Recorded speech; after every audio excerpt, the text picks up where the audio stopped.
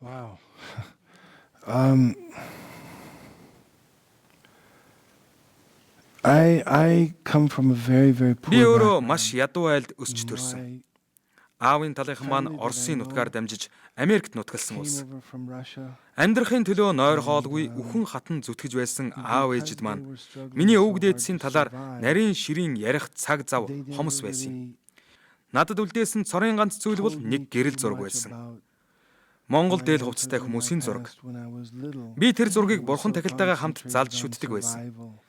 Хожим нь Японоос Karma and явх үед past тэр зураг life маань and, гээгдсэн ч destiny өвөг дээдс чинь led me хэмээн to хэлж Mongolian үлдээсэн тэр wife, зураг but I also одоо ч feel нүдэнд that тод харагддаг юм. Миний out of all байгалийн those зүн ethnic мэдрэмж tribes, намайг one of them олон төрөлдөө монгол хүн is the байсныг tribe that I хэлдэг come юм. from. Би нэг юм ажиглаж суунал да. Зохиолч хүн бол их ажигч байдаг. Тэгэхээр би юу ажиглаж байгааг үйл ингээ гарыг хараад суухад өгдөө Европны гар биш харагдаж байгаа байхгүй юу.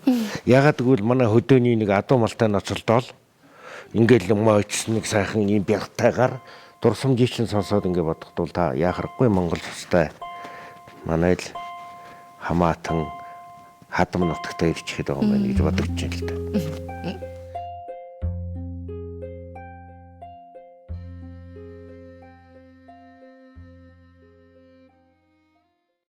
Аюулгүй содон монгол үгээр хүмүүс ярьж ил байвал би амьд явна.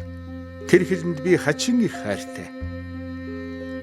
Арвин нун мөнх монголоор дэлхий дутаж ил байвал би амьд явна. Тэр оронд би хачин их хайртай.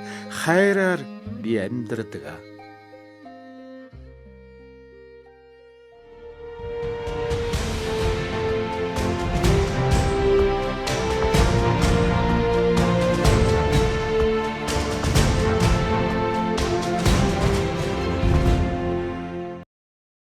Сайн байцгаана уу хүүхдүүдээ.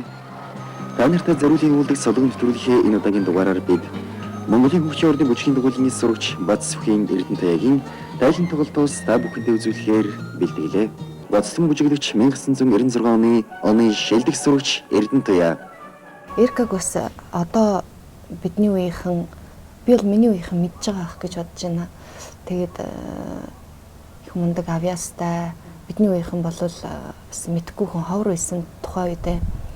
Тэгээд ер нь өөрийн тань хувьд гадны ингээ хүнтэй гадны бэр болоод нэг ямар нэгэн тийм мэдрэмж гэдэг юм уу да одоо тийм зүйл байсан уу?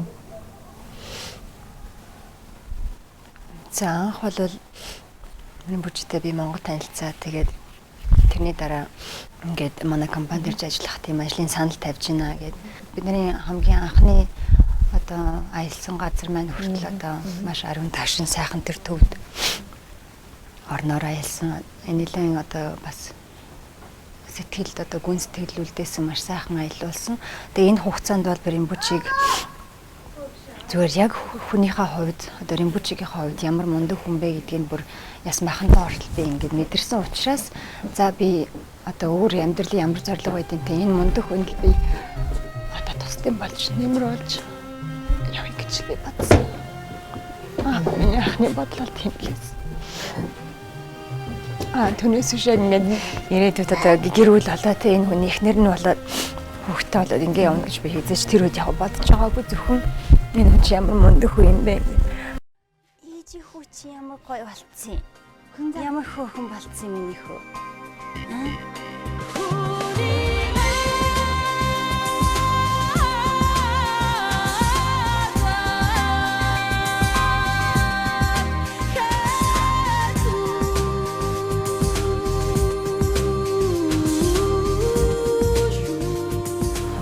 Тэгэл одоо харж байгаа.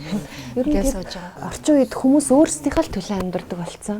Өөрийнхөө л төлөө те би аз жаргалтай байхын төлөө, би сайхан байхын төлөө, би боловсралтай байхын төлөө.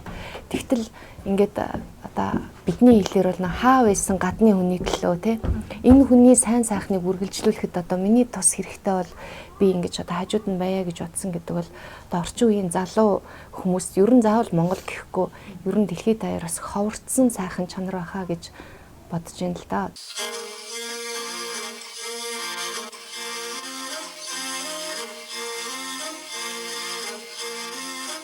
Би энэ асуултыг заавал асуумаар байна л да.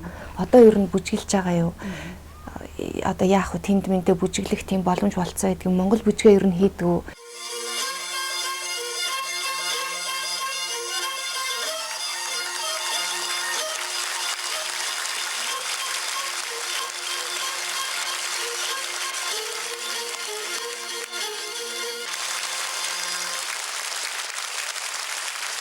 Can I answer that?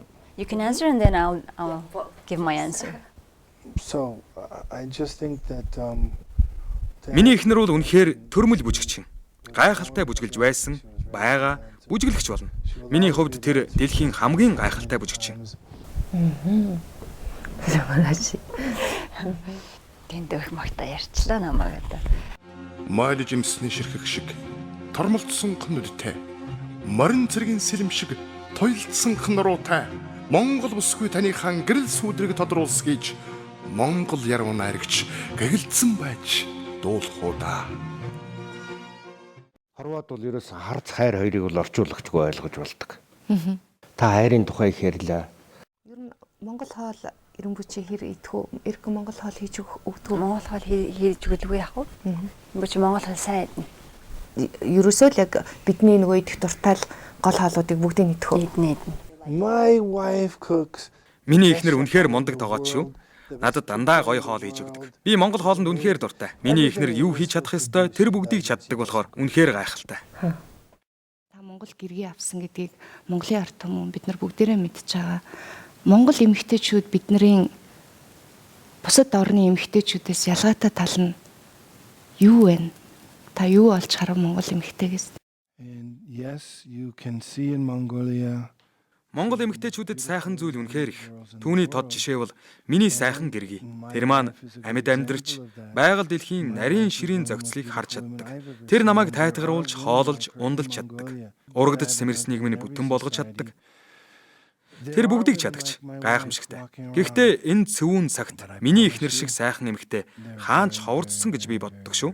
Тим сайхан бүсгүүчүүд бол ховордолгүй яах вэ? Нэг ховроос нэгийг та аваад явчихарч. Sorry, what's the matter? Уучлаарай. And this is the result. 5 жил алга болсны үр дүн энэ сууж ийн. Who did his hair? You can't do his hair better than that. Миний хүүгийн үсийн хөөрхөн дээш нь боцохгүй байсан гэж. But Тийм ээ авчихсан шүү. Гэхдээ бид Монголдоо байнга ирж мөн эхнэр маань Монголынхоо төлөө байнга залбирч байдгийг би хэлмээр байна. Хүний амьдрал урт гэж бодвол урт хэдий ч орчлон ертөнцийн агуу хэмжээсний дэргэд бол өчүүхэн богино зүйл.